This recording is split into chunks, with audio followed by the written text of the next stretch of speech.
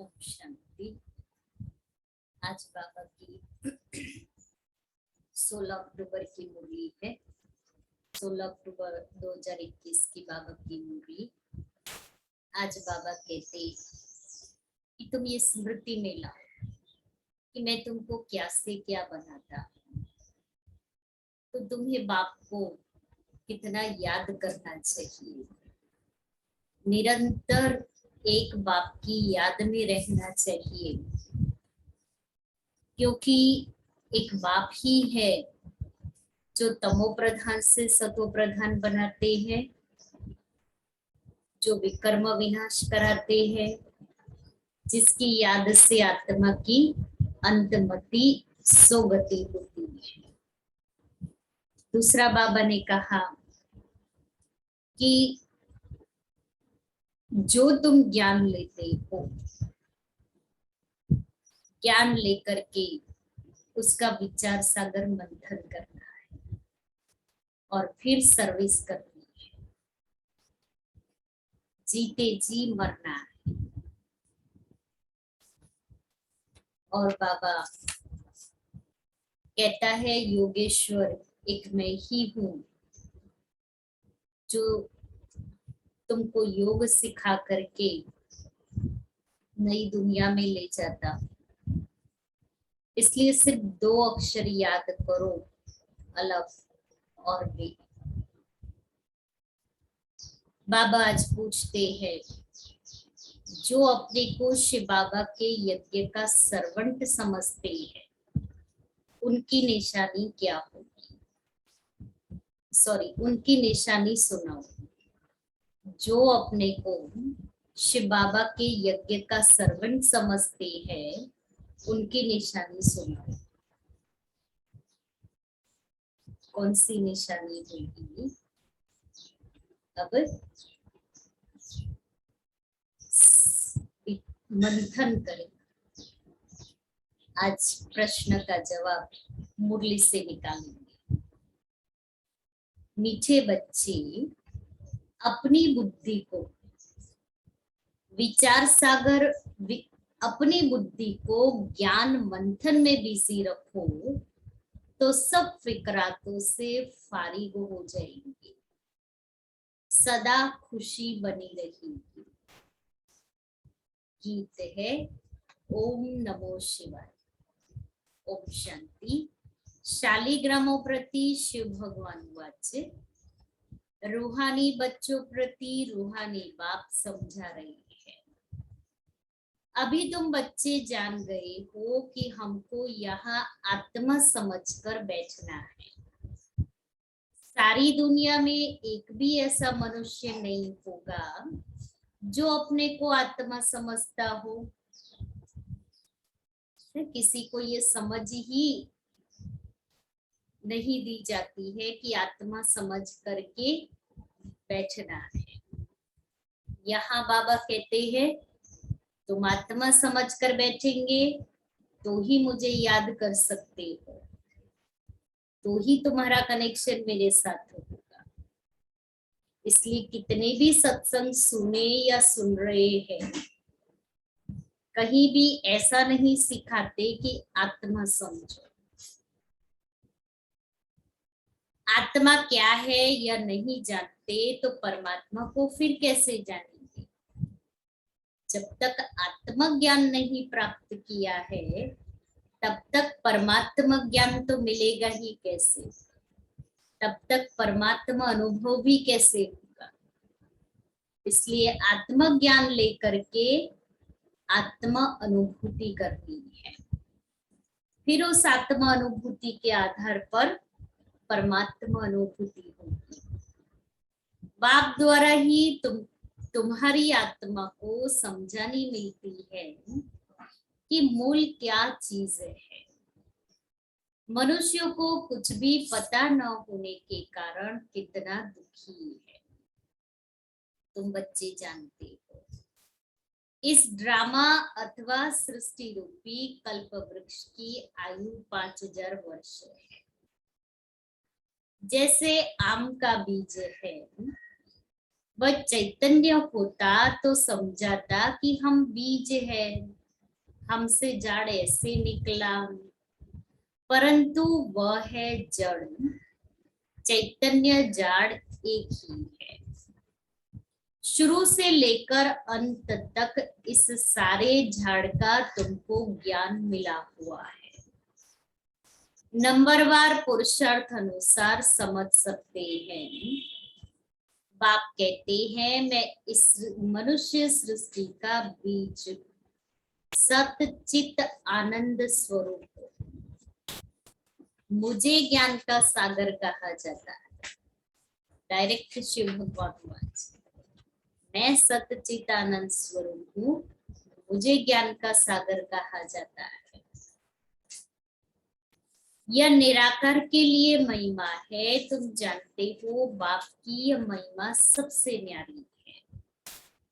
उन्होंने मनुष्य तो बाप की महिमा को बिल्कुल ही नहीं जानते।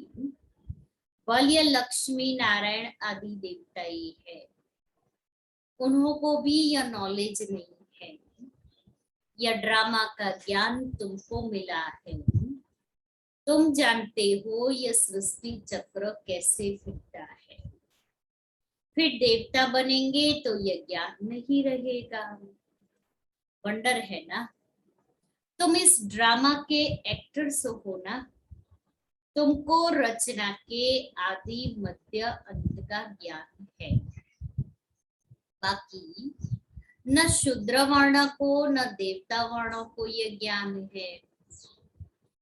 ऐसे नहीं कि ज्ञान परंपरा चलता है। जैसे त्योहारों के लिए कहते हैं त्योहार परंपरा, कहते हैं परंपरा से चलते आई है। अभी तुम समझते हो सतयुग में तो इन त्योहारों को कोई जानते नहीं, वहां कुछ भी याद नहीं रहेगा ना। इस साकारी दुनिया की कोई भी बात वहां नहीं होगी, न कोई याद कि हम त्योहार मनाते हैं, कुछ भी याद नहीं रहेगा। वहां तो राज्य करते हैं। तुम हरेक की बुद्धि का ताला खुला हुआ है। मुख्य क्रिएटर, डायरेक्टर, प्रिंसिपल एक्टर को तुम जानते हो। तुमको कितनी अच्छी नॉलेज मिलती है। इस नॉलेज को जो नहीं जानते हैं वह है बेसमझ। तुम भी बेसमझ थे, अब देवता बन रहे हो। यह नॉलेज जिसकी बुद्धि में टपकती रहेगी उनको अपार खुशी होगी। तुम्हारे सिवाय कोई नहीं जो यह नॉलेज समझ सके। गॉड फादर को ही वर्ल्ड ऑलमाइटी अथॉरिटी नॉलेजफुल कहा जाता है। नॉलेज किसकी है? सभी वेदों शास्त्रों सृष्टि के आदि मध्य अंत की नॉलेज उसको है। शास्त्रों में भी रचता और रचना की नॉलेज नहीं है। तब तो ऋषि मुनि आदि कहते आए हम रचता और रचना को नहीं जानते। समझाने वाला तो एक ही है, और कोई जानेंगे कैसे? यह नॉलेज सिवाय तुम बच्चों के कोई दे न सके। तुमको देने वाला फिर है बाप। ये कितना बड़ा नॉलेजफुल है, कितना तुम मर्तबा पाते हो, कितनी खुशी होनी चाहिए। ज्ञान की खुशी होनी चाहिए, क्योंकि ज्ञान से भी आत्मा को प्राप्ति होती है। ज्ञान प्राप्ति का अनुभव कराता है। इसलिए जैसे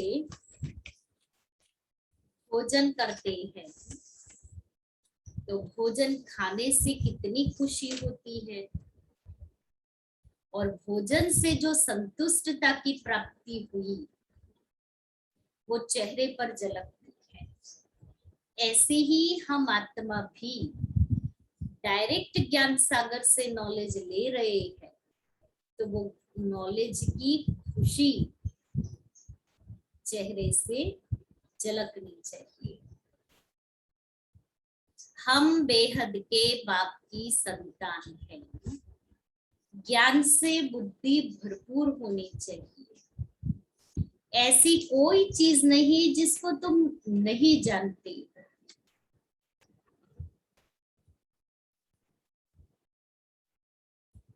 इसके ऊपर विचार सागर मंथन करो कि ऐसी कोई चीज नहीं जिसको तुम नहीं जानते हो, क्योंकि बाबा ने हम बच्चों को सृष्टि के आदि मध्य अंत की नॉलेज दे दी है। अभी तुम मास्टर नॉलेजफुल बन रहे हो। जो आत्मा तमो प्रधान बनी है वह बाप को याद करते करते सतो प्रधान बन जाएगी। नंबरवार तो होते हैं ना। कोई की तमो से रजो बुद्धि बनी होगी, कोई की रजो से सतो बनी होगी। अभी सतो प्रधान बुद्धि किसकी है नहीं। सतो प्रधान जब बन जाएगी तब तुम्हारी कर्मातीत अवस्था हो जाएगी। फिर तो नई दुनिया चाहिए राज्य करने के लिए। यह यज्ञ जब पूरा होता है तब इसमें सारी पुरानी दुनिया की आहुति पड़ जाती है। फिर पढ़ाई भी पूरी हो जाती है नंबरवार पुरुषार्थ अनुसार। जैसे स्कूल में स्टूडेंट समझते हैं हम यह इम्तिहान पास कर फिर उस क्लास में ट्रांसफर होंगे।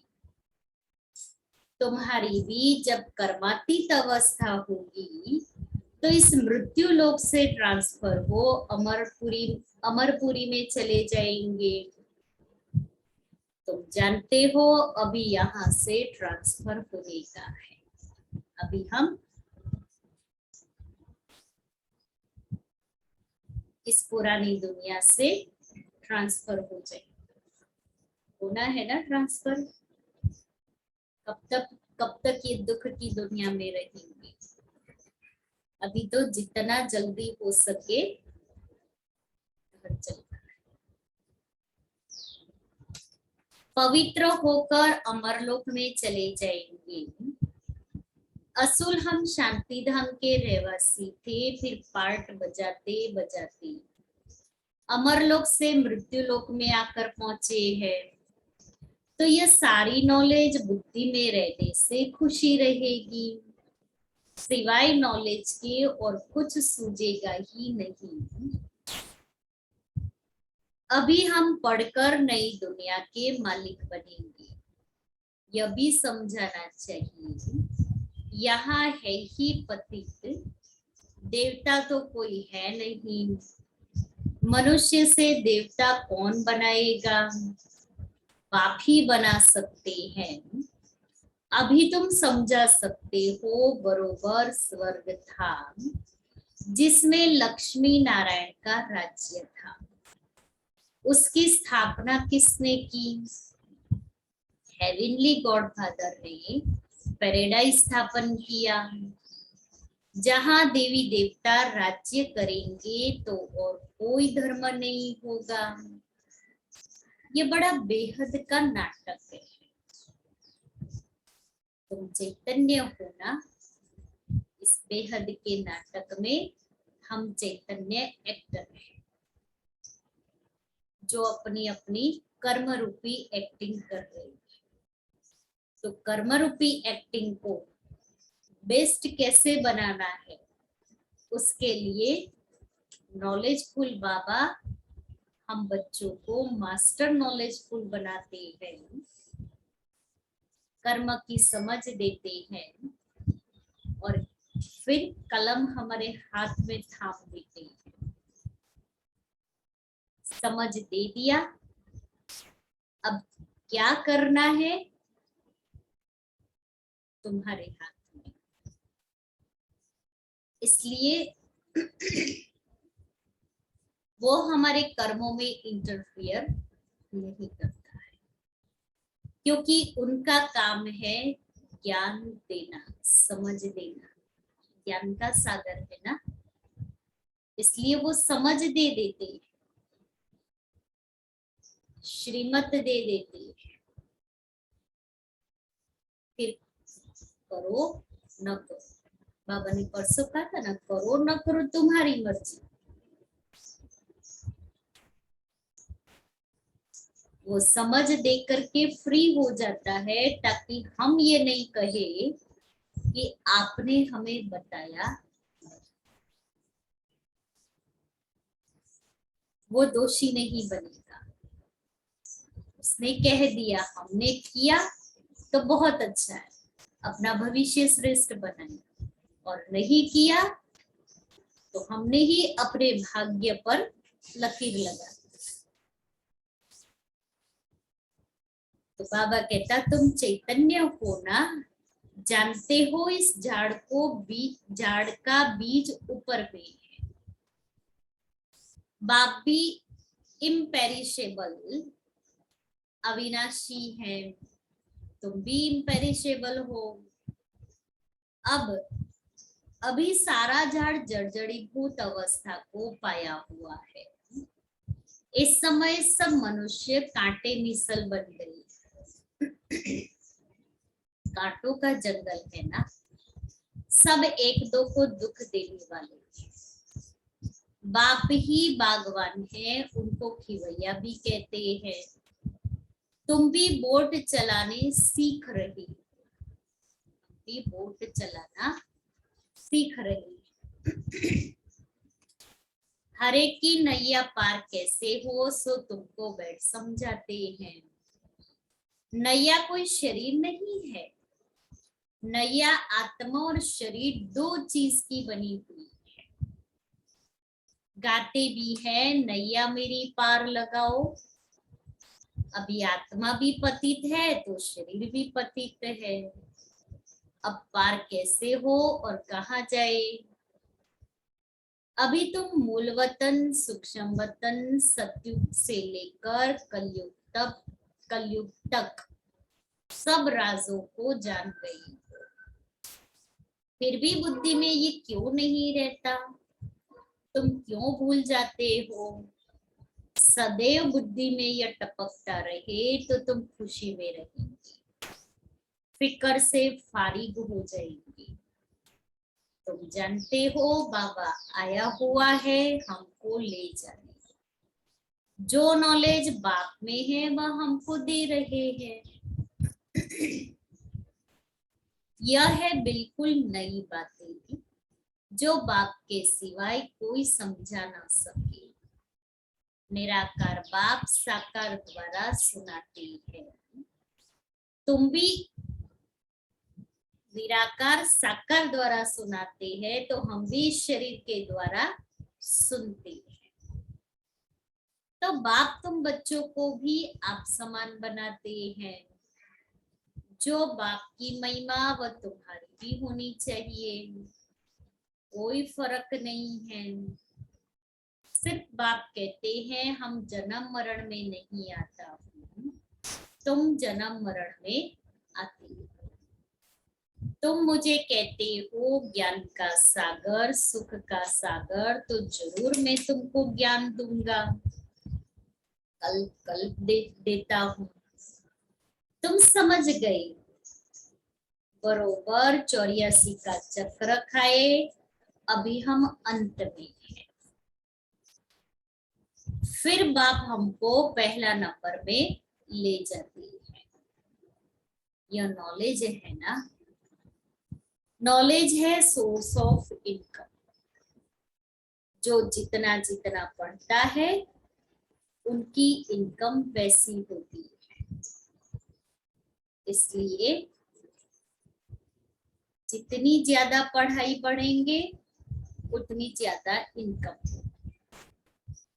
जिस्मानी पढ़ाई में भी ऐसे ही होता है। जो जितनी ऊंची पढ़ाई पढ़ता है तो उसको नौकरी भी ऐसी मिलती, उसकी पगार भी इतनी ऊंची होती है, उतनी इनकम होती है। इसलिए नॉलेज के लिए कहा सोर्स ऑफ इनकम। नॉलेज है सोर्स ऑफ इनकम। यह नॉलेज भी है, धंधा भी है, तुम कूड़ा कीचड़ा देते हो बाबा को। जब कोई मरता है तो करनी घूर को देते हैं ना, करनी घूर को मना जो ब्राह्मण आता है ना उसको देते, उस जो व्यक्ति ने शरीर छोड़ा उसकी सारी पुरानी चीजें उनको दे देते। यहाँ तुमको जीते जी देना है। वास्तव में बात अभी की है।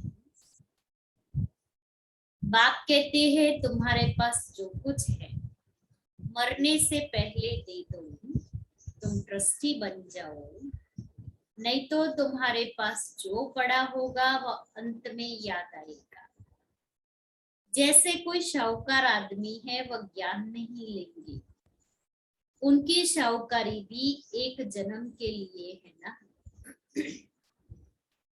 शरीर तो छोड़ ही देंगे, पता नहीं कर्मोनुसार कहाँ जाकर जन्म लेंगे। तुम तो जानते हो हम अभी जितना पुरुषार्थ करेंगे उतना प्रारब्ध पाएंगे। इस समय है सब जिस्मानी सर्विस करने वाले हैं, रूहानी सर्विस को कोई जानते ही नहीं। सुप्रीम रूह आकर तुमको नॉलेज समझाती है। वह है सुख का सागर, दुख हरता सुख करता है। उनकी शिव जयंती भी मनाते हैं परंतु बुद्धि में नहीं आता। अभी तुम्हारी बुद्धि में ये ज्ञान है कि बाबा हमको फिर 5000 वर्ष बाद आकर सुनाएंगे, फिर से बाबा से ये ज्ञान लेंगे और फिर से देवता बन करके नई दुनिया में जाएंगे।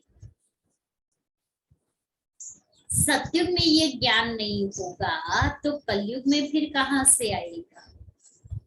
दुनिया में यह कोई नहीं जानते कि लक्ष्मी नारायण का मंदिर हम क्यों बनाते हैं, यह कौन थे, इन्हों को यह राज्य किसने दिया।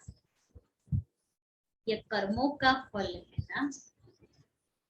बाप बैठ अभी तुमको कर्म अकर्म विकर्म की गति समझाती है। भगवान वाच है ना, गीता से ही आदि सनातन देवी देवता धर्म की स्थापना होती है। वहां मनुष्य थोड़े होते, बाकी सब जरूर मुक्ति को पाते होंगे। महाभारत लड़ाई भी लिखी हुई है, बहुत आफतें आई, नेचुरल कैलेमिटीज आएगी, पुरानी दुनिया खत्म होगी। यह वही बॉम्ब्स मिसाइल्स है, यह वही विनाश का समय है, जबकि भगवान ने आकर रुद्र ज्ञान यज्ञ रचा था जिससे विनाश ज्वाला निकली। भगवान यज्ञ रचते हैं सुख शांति के लिए, बाकी दुख अशांति का जरूर विनाश होना चाहिए। इस ईश्वरीय यज्ञ में सारी सृष्टि स्वाहा हो जाएगी। यह बातें तुम्हारी बुद्धि में है। हम ब्राह्मण हैं, इस शिव बाबा के यज्ञ में हम ब्राह्मण श्रवण हैं। हम हैं सच्चे सच्चे मुखवंशावली ब्राह्मण। तुम बच्चों को बाप से जो मुख से कहे वह मानना चाहिए, श्रीमत पर ही हमको चलना है। यह भी तुम जानते हो श्री श्री शिव बाबा की मत पर हम श्रेष्ठ बनकर माला के दाने बनेंगे। माला के दाने कहा जाता है सीजरे को, सीजरा होता है ना, फिर वह बढ़ता जाता है। बाबा ने खुद सीजरा बनाया, सीजरा माना झाड़। यह भी सीजरा है, ऊपर में है निराकारी शिव बाबा, फिर है आत्मा, इसलिए ऊपर परमधाम में आत्माओं का सीजरा। निराकारी सीजरा फिर साकारी होता है, क्योंकि फिर आत्माएं ऊपर से नीचे पार्ट बजाने आती है शरीर लेकर। धारण करके, इसलिए फिर साकारी सिजरा। पहले नंबर में है प्रजापिता, वह जिस्मानी या रूहानी, वह जिस्मानी व रूहानी। रूहानी बाप आकर प्रजापिता ब्रह्मा द्वारा रचते हैं। कहते हैं पति दुनिया को आकर पावन बनाओ, प्रलय तो कभी होती नहीं। वर्ल्ड की हिस्ट्री ज्योग्राफी रिपीट होती है, पुरानी दुनिया सो फिर नई बनती है। अभी तुम पुरुषार्थ कर रहे हो नई दुनिया के लिए। यह बेहद की नॉलेज बेहद का बाप ही देते हैं। हद का वर्षा होते भी बेहद के बाप को याद करती है। हे भगवान कहते हैं ना, सभी आत्माएं ब्रदर्स है। आत्मा ही पुकारती है, हे दुख हरता सुख करता, हे लिबरेटर आओ हमको घर ले जाने के लिए गाइड करो। हमको घर याद है परंतु जा नहीं सकते, क्योंकि माया ने पंख तोड़ डाले। कोई घर वापिस जा नहीं सकती। अभी तुमको अपनी ज्योत को आपे ही जगाना है। बाप को याद करने से द्रुत पड़ जाता है। ज्योत एकदम बुझ नहीं सकती। कोई मरता है तो दीवा जगाते हैं। खास वहां एक मुकर्रर रखते हैं कि इसमें द्रुत डालते जाओ, नहीं तो अंधियारा हो जाए। अभी तो तुमको योग बल से द्रुत डालना है, तो घोर अंधियारे से सोजरा दीपमाला हो जाएगी। दीपमाला सत्युग में होगी, यहाँ नहीं। उत्सव जो भी मनाए जाते हैं उनका भी रहस्य तुमने समझा है, और दीपावली उसका ही यादगार है, सत्युग का ही।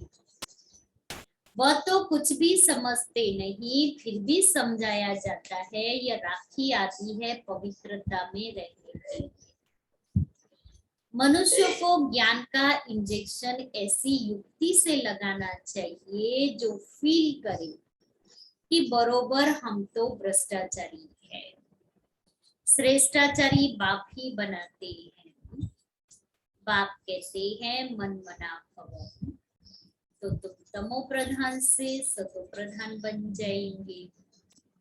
युक्ति से तीर लगाना चाहिए, बात करने की ताकत से। अभी तुम सर्वशक्तिमान बाप से शक्ति पाए माया पर जीत पाते हो, फिर तुम्हें राज्य भाग्य मिल सकता है। सिवाय बाप के और कोई जीत पहना न सके। बाप कहते हैं देखो बच्चे, तुमको क्या से क्या बनाता हूँ। अब ऐसे बाप को निरंतर याद जरूर करना है, तो विकर्म विनाश होंगे। बाप कहते हैं मामी कम याद करो तो अंतमति सुगति हो जाएगी। जैसा चिंतन किया जाता है वैसा बन जाते हैं। हमारा गीत भी है ना, जैसा सोचोगे वैसा तुम बन पाओगे, जैसा तुम्हारा कर्म होगा वैसे बन जाओ। तो बाबा कहता है जैसा चिंतन किया जाता है वैसा बन जाते हैं।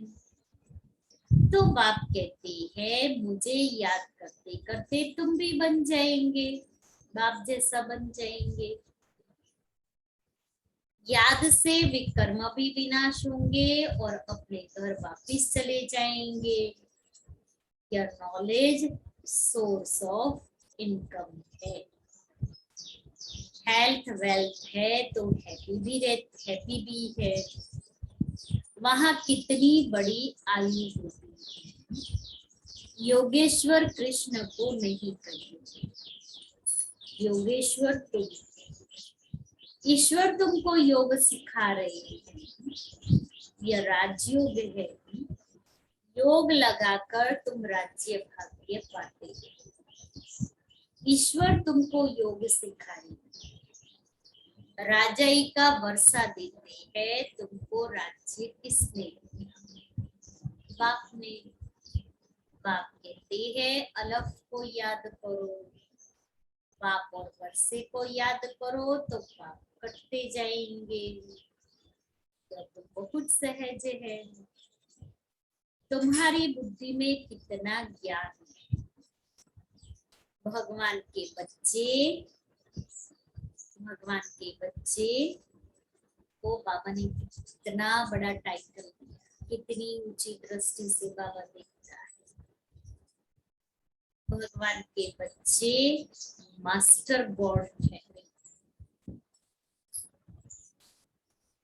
तो हम कौन हुए?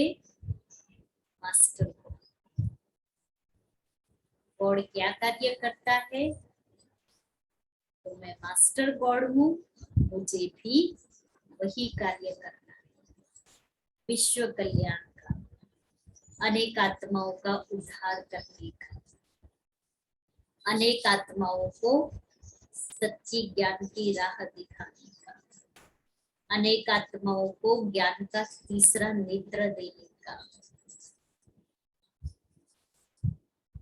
बाप के पास बैठ थोड़ी जाना है, हमको तो पार्ट बजाना है, इसमें देही अभिमानी बनना है। अच्छा, मीठे मीठे सिके थे बच्चों प्रति माता पिता बाप दादा का याद प्यार और गुड मॉर्निंग। रूहानी बाप की रूहानी बच्चों को नमस्ते। हम रूहानी बच्चों की रूहानी बाप दादा को याद प्यार, गुड मॉर्निंग और नमस्ते। धारणा के मुख्य साथी, बाप जो ज्ञान देते हैं उसका ही सदैव मंथन करना है, युक्ति से बातें करनी है, बहुत प्यार से समझाना है। दूसरा, अपने पास जो कुछ है वह जीते जी बाप को देकर ट्रस्टी बन एक बाप को याद करना है। प्रश्न का उत्तर क्या था? प्रश्न का जो प्रश्न है, जो अपने को शिव बाबा के यज्ञ का सर्वण समझते हैं उनकी निशानी सुनाओ। ठीक, सुनाओ।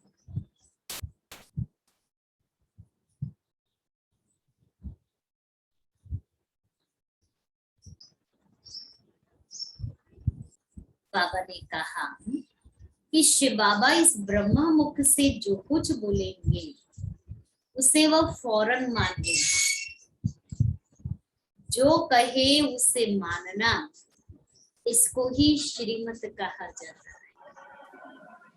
श्री श्री शिव बाबा की मत पर चलने से ही तुम श्रेष्ठ बनते हो। श्रेष्ठ बनना माना विजय माला में आना।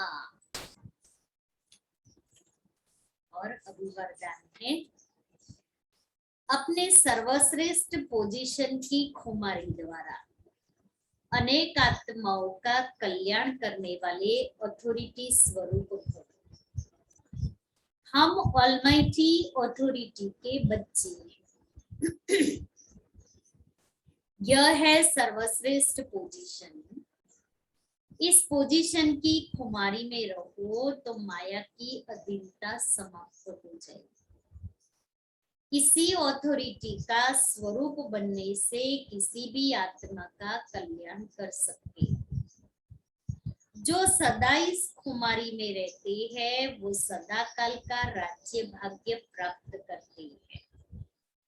यही अथॉरिटी सदा कायम रखो तो विश्व आपके आगे झुकेगी, आप किसी के आगे झुक नहीं सकते। स्लोगन, करावनहार बाप की स्मृति से मैं बन को समाप्त करूं। आज से नई थीम, नई टॉपिक। साधना के आधार पर साधन को कार्य में लगाओ। पहले साधना करो, उसके बाद में साधन को कार्य में लगाओ। तो आज का स्वमान, मैं सिद्धि स्वरूप हूँ, मैं सिद्धि स्वरूप आत्मा हूँ। विनाशी साधनों के आधार पर आपकी अविनाशी साधना नहीं हो सकती। साधन निमित्त मात्र है और साधना निर्माण का आधार है। इसलिए अब साधना को महत्व दो, साधना ही सिद्धि को प्राप्त कराएगी। और कल का ददी गुलजार का क्लास जो आधा है, आज कंटिन्यू करते हैं। क्लास चल रहा था, ज्वाला स्वरूप स्थिति का अनुभव करने के लिए याद की लिंक सदा जुटी रहे, कोई व्यर्थ की लीकेज न रहे। तो लास्ट पॉइंट सुनी थी, अपने मन को इसमें बिजी कर दो तो फिर दूसरी बातें भूल जाएगी, बाबा की याद ऑटोमेटिकली आएगी।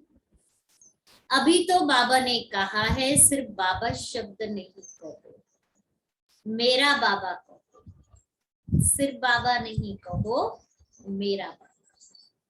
दादी जानकी, दादी गुलजार जब सभा में आते थे तो सबको क्या याद दिलाते थे, क्या स्मृति दिलाते थे, क्या कहते थे? सबसे बुलवाते थे, कहते थे बोलो मेरा बाबा, मीठा बाबा, प्यारा बाबा, सिकिलेदा बाबा, लाडला बाबा। और सभा में ये बुलवा के वो खुशी, वो उमंग, वो स्मृति, वो नशा, वो निश्चय बोलने से ही ब्राह्मण आत्मा में आ जाता है। इसलिए दादी कहती मेरा बाबा। बाबा में जितना मेरापन होगा, मेरा है, मेरे लिए आया है। तो जहां मेरा होता है वहां बहुत अच्छी बात, अधिकार होता है। जहां अधिकार होता है वहां याद स्वतः आती है। तो बाबा ने हमको मास्टर सर्वशक्तिवान की अथॉरिटी जो दी है और साथ में जो अधिकार दिए हैं उसको भी याद करो। अगर अथॉरिटी याद होगी तो मन यहाँ वहां चंचल नहीं होगा, क्योंकि अथॉरिटी वाले की ऑर्डर मानी जाएगी। इसलिए बाबा ने कहा अधिकार भी रखो तो अथॉरिटी में भी रहो, यानी स्मृति की सीट से उतरो नहीं। उस सीट पर बैठकर ऑर्डर करो तो आपका मन सदा जहां चाहे, जितना समय चाहे उतना समय वहां रह सकता है। फिर वेस्ट थॉट नहीं आएंगे, क्योंकि अपनी अथॉरिटी में हो। ज्वाला स्वरूप क्या है? यह भी याद की ही एक स्टेज है। देह अभिमान से निकल देही अभिमानी बनना, जिसको सोल कॉन्शियस कहते हैं।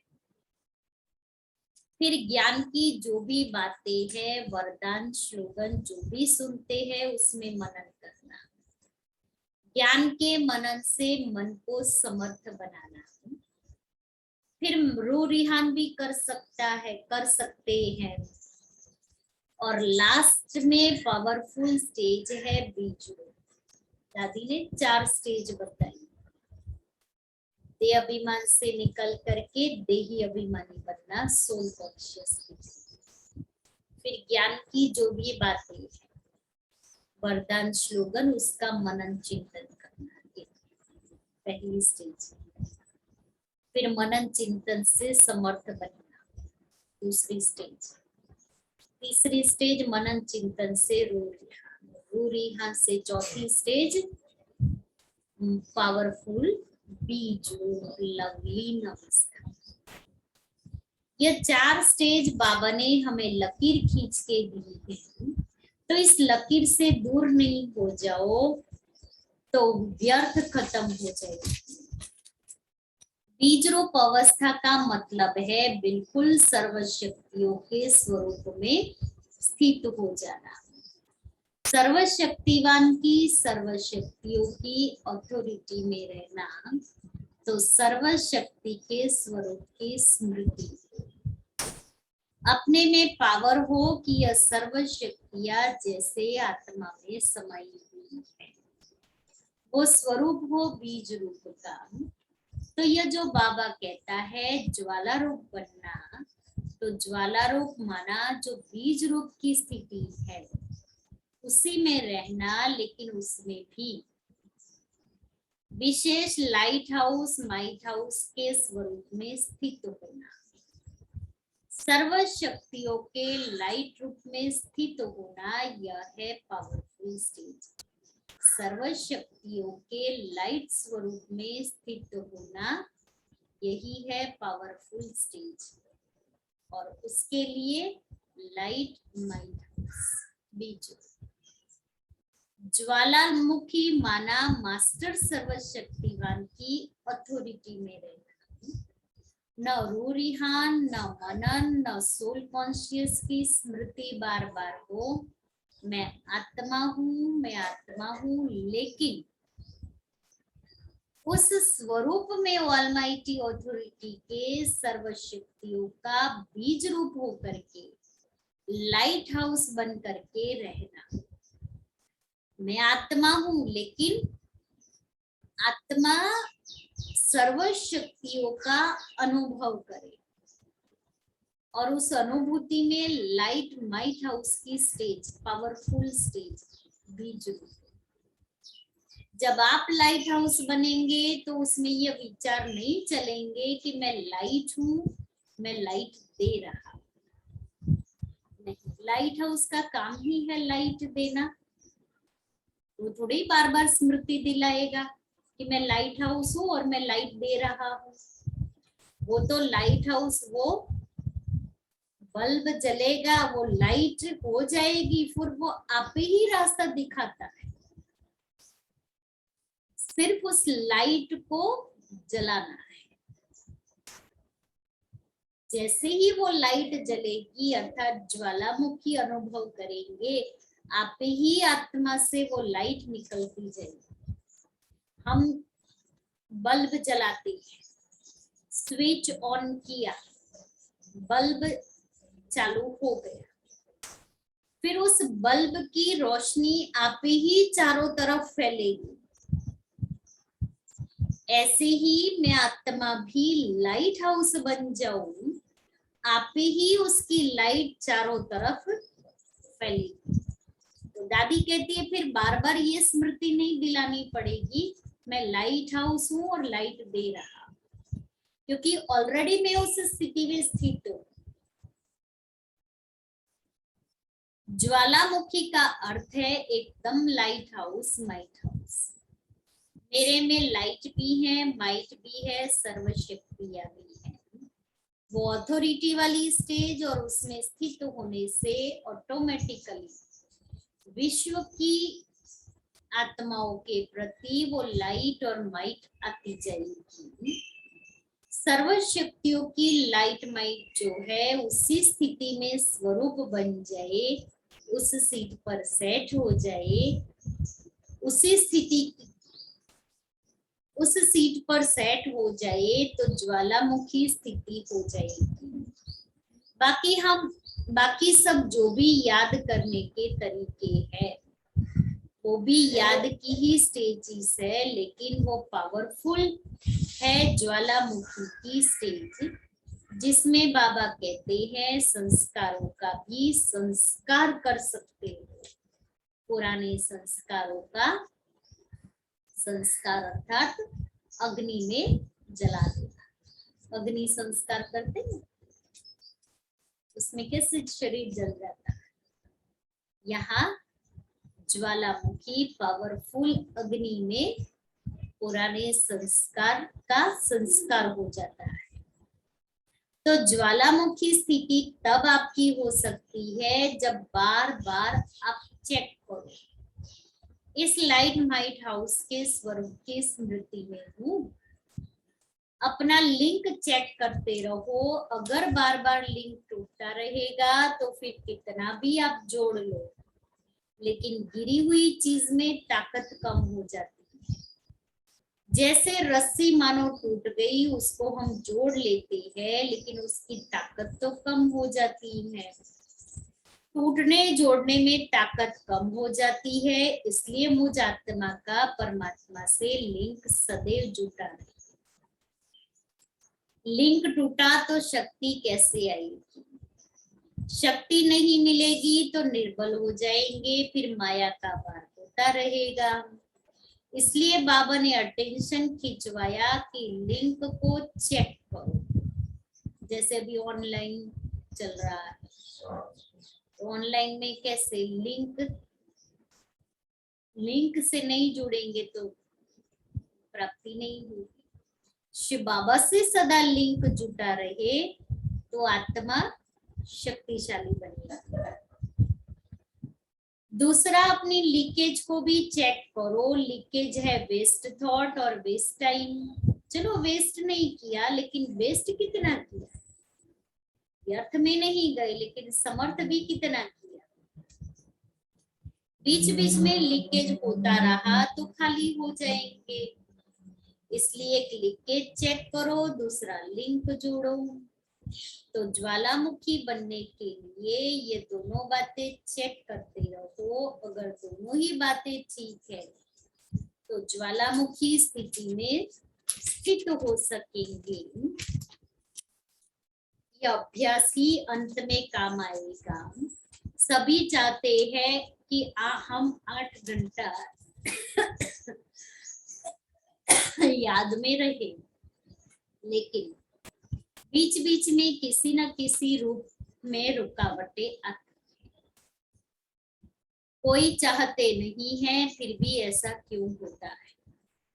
क्योंकि बहुत काल की विस्मृति का संस्कार खींचता है। 63 जन्म विस्मृति के संस्कार रहे है ना। बहुत काल अगर स्मृति में रहने का अभ्यास नहीं होगा तो पास कैसे होंगे? अंत मते सो गति क्या होगी? बहुत काल का अभ्यास बहुत जरूरी है।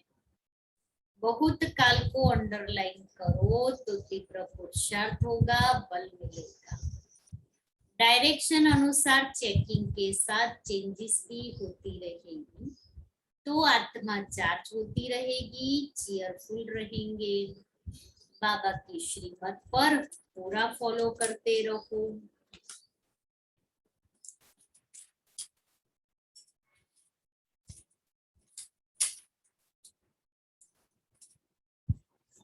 सुना, दादी ने सुनाया। पावरफुल याद के लिए क्या करना है?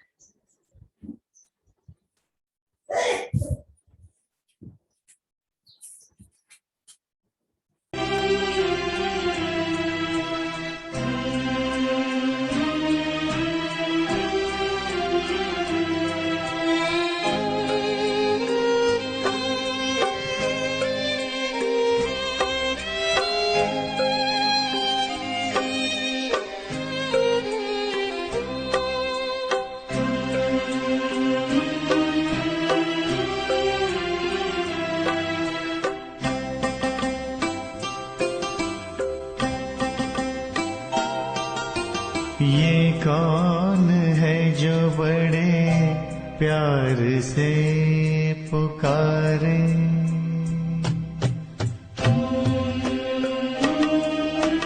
ये कौन है जो बड़े प्यार से पुकारे? हर रोज सकारे जगाता है, कोई चुप कैसे आए अपनी बाहें बढ़ाए मेरे काम सभी कर जाता है। ये कौन है जो बड़े प्यार से पुकारे, हर रोज सकारे जगाता है। कोई चुपके से आए अपनी बाहें बढ़ाए, मेरे काम सभी कर जाता है। ये कौन है जो बड़े प्यार से पुकारे,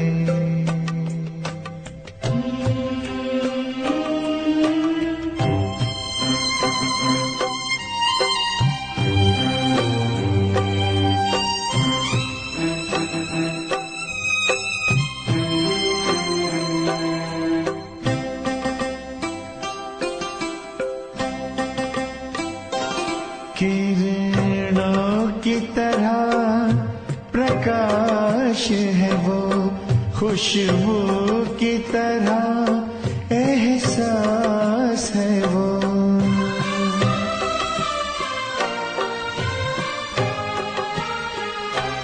किरणों की तरह प्रकाश है वो, खुशबू की तरह एहसास है वो।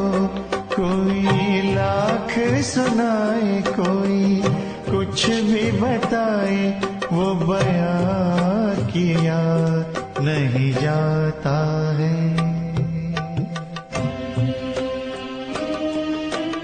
ये कौन है जो बड़े प्यार से पुकारे,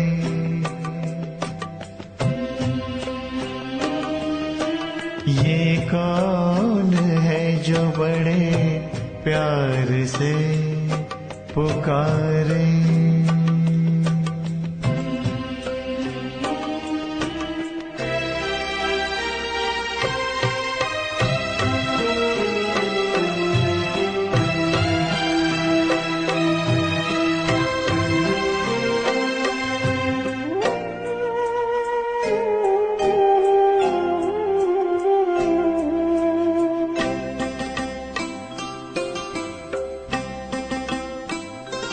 वो मंद मंद मुस्कानों में जीवन भर देता प्राणों में।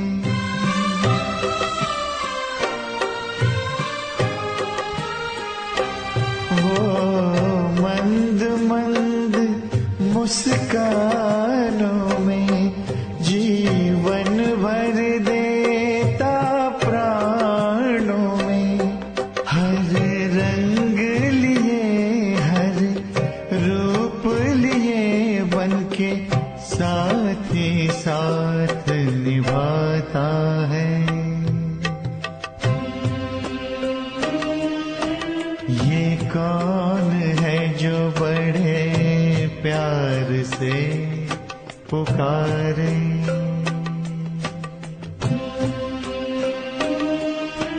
ये कौन है जो बड़े प्यार से पुकारे। हर रोज सकारे जगाता है। कोई चुप कैसे आए, अपनी बाहें बढ़ाए, मेरे काम सभी कर जाता है। ये कौन है जो बड़े प्यार से पुकारे,